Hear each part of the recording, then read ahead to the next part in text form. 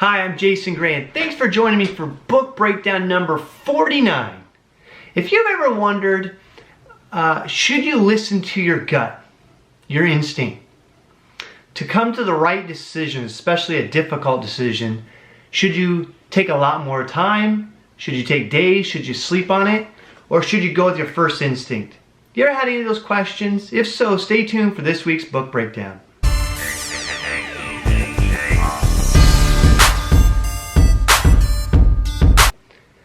Alright everybody, we are looking at Blink, The Power of Thinking Without Thinking by Malcolm Gladwell. I've reviewed Outliers on this channel, and I've read Tipping Point, and I'm going to pick up his new book. I think it's something like Talking to Strangers, because I really enjoy Malcolm Gladwell's writing. There's a lot of science behind it, but yet it's easy to read. And it can relate to challenges and questions that anyone has in their life or in their business. So if you like looking at business type stuff, look at Outliers and Tipping Point. Blink can be used with business. It can be also just used in our personal life. Now I've only highlighted a few little stories in here. If you like this stuff, I think you should go grab the book. So let's look at the first point here. He starts off with looking at an experiment where experimenters, a scientist, had two decks of cards, a red deck and a blue deck. And they would have volunteers come in and they said, okay, here's the rules. You're going to be pulling cards from each deck. Do it however you want.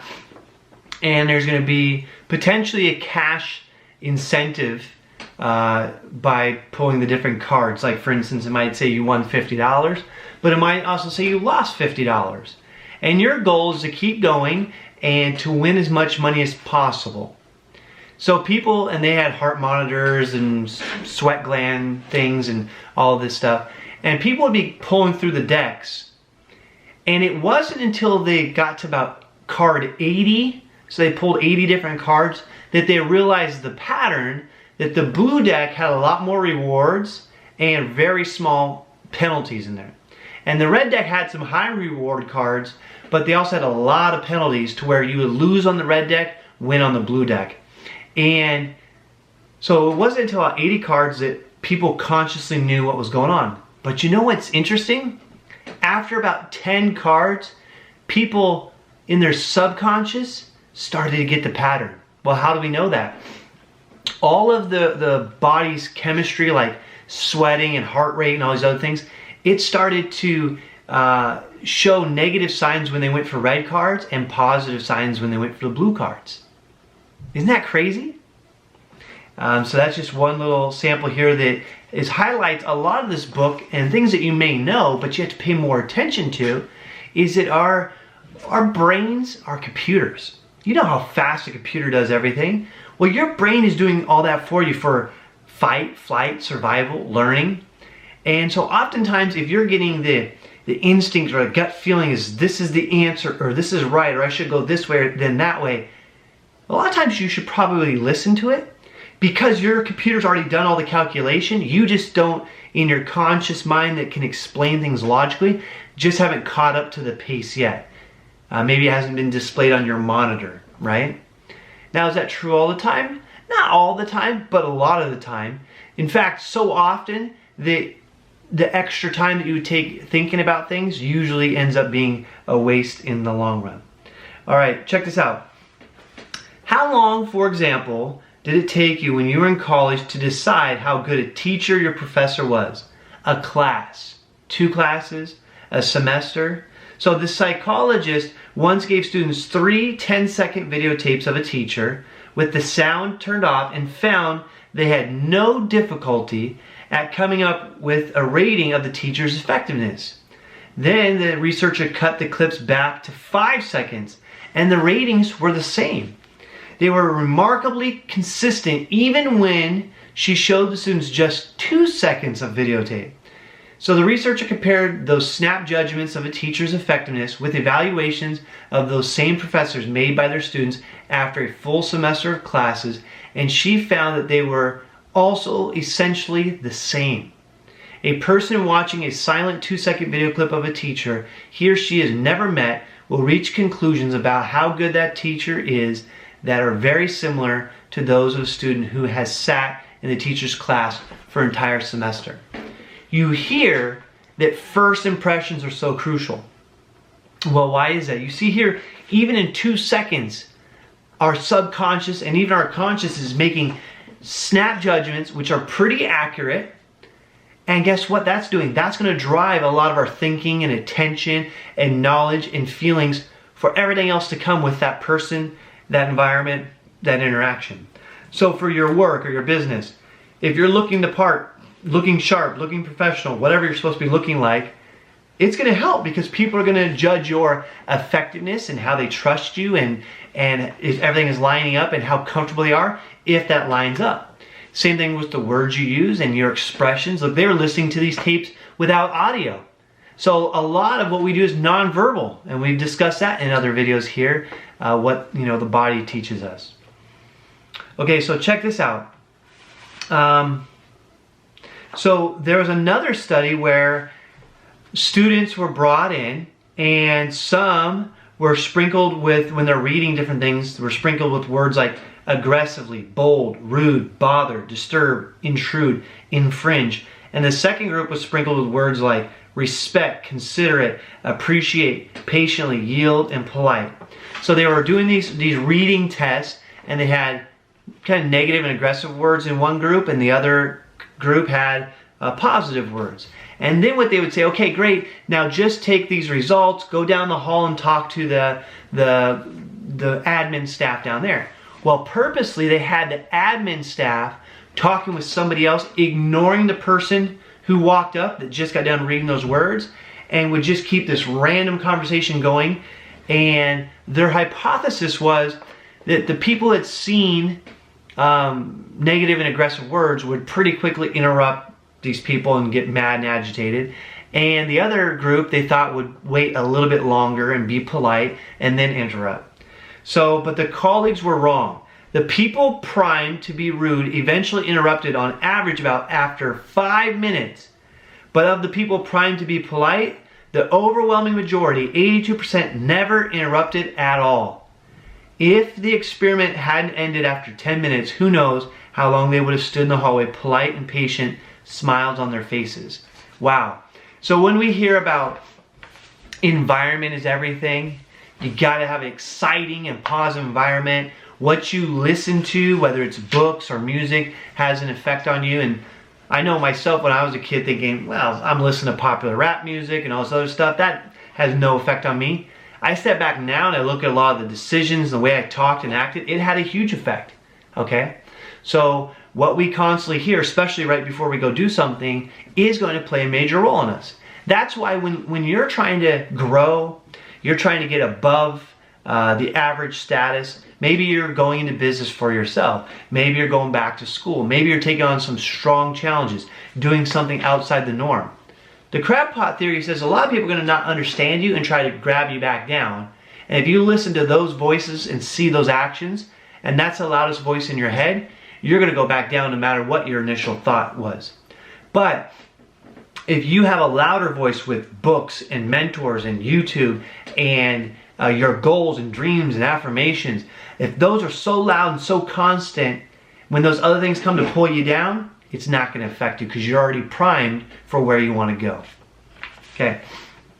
There was a really interesting study taking a very decorated kind of kamikaze war commander.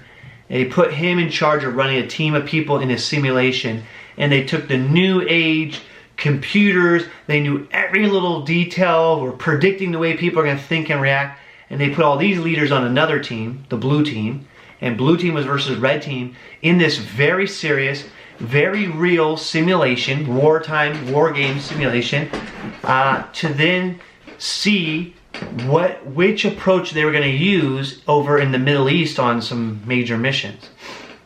And the blue team was ultra confident because they had all the technology, all the decisions, all the people growing. And guess what? The blue team lost. Big time. Why? Because the red team commander, he didn't follow suit on exactly what they thought he was going to do. So, and he knew what the predictions were going to be.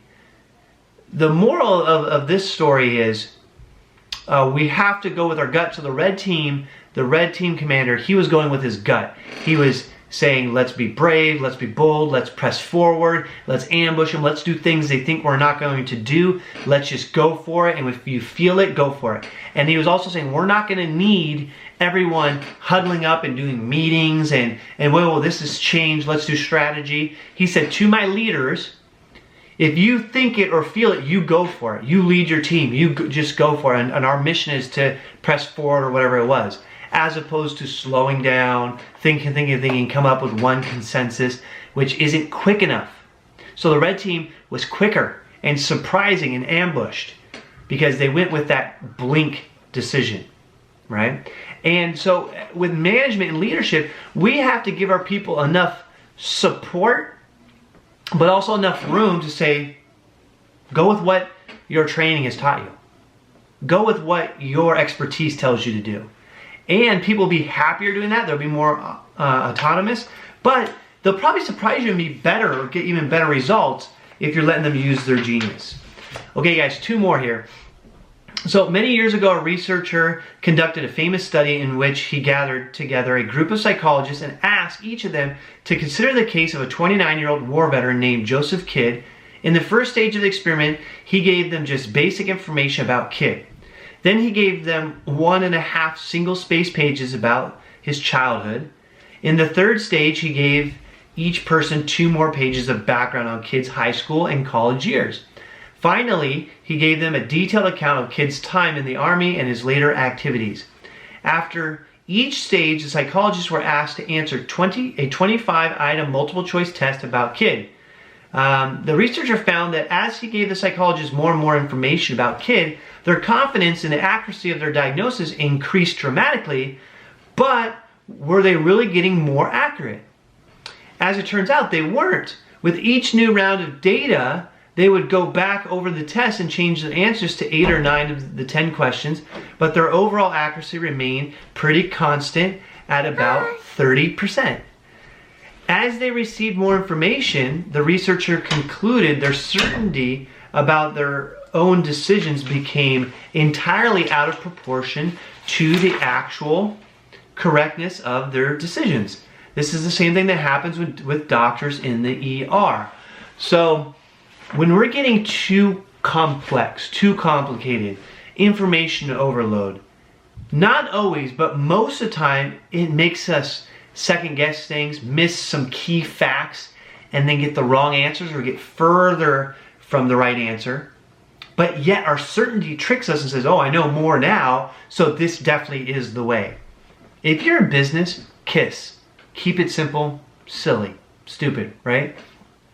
How can you take all this you know, oh my gosh, I know all this, blah, blah, blah, and just boop, bring it down to here, right? McDonald's, keep it very simple, right? If you're in the ER, a nurse practitioner, any of these people, how can you take your role and the intake and the way you interact with people, how can you, or look through the research or do it yourself and figure out what really matters the most? You guys have to read this book, especially if you're a doctor. In here, it talks about intaking people for potential heart attacks in Chicago's biggest hospital.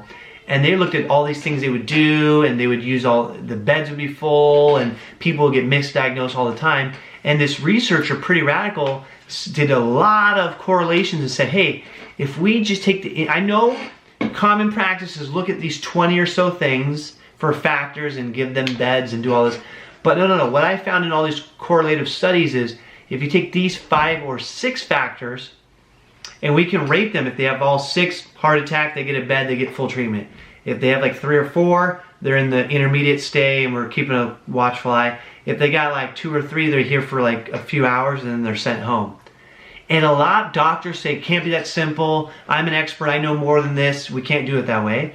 And or it's hard to change the status quo and they're worried about malpractice, but guess what? Years later, a very smart and brave administrator who took over one of the worst resulting hospitals changed it forever by implementing strategies like that. So be brave, be bold, look for ways to be more efficient and find out what truly matters, and don't bog down yourself or anyone else with things that might not.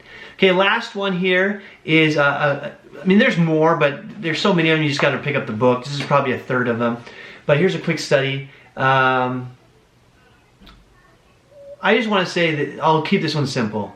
Okay, there's some researchers looking at, and you've heard the contest between Coke and Pepsi and how they were going neck and neck, and some of the marketing campaigns they've used and all that. But sometimes we can study or change the wrong thing. And there was a company that had a product, a condiment or a sauce, that was by far superior, had some name recognition, but was in crappy packaging. And so when they would win the taste test against the competitors, people would recognize their brand name. So it wasn't that. But yet they couldn't sell it for as much money, and they didn't sell as much of it. But you know what would happen is, if they changed the packaging, even to things that no one knew the branding and stuff, they sold more at a higher price. And they do all these testing of, okay, we'll do a crappy product in the nicer package, it sold.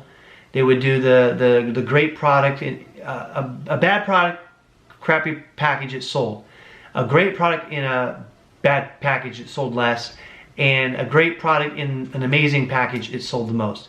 Which is common sense stuff to us, but it just looks at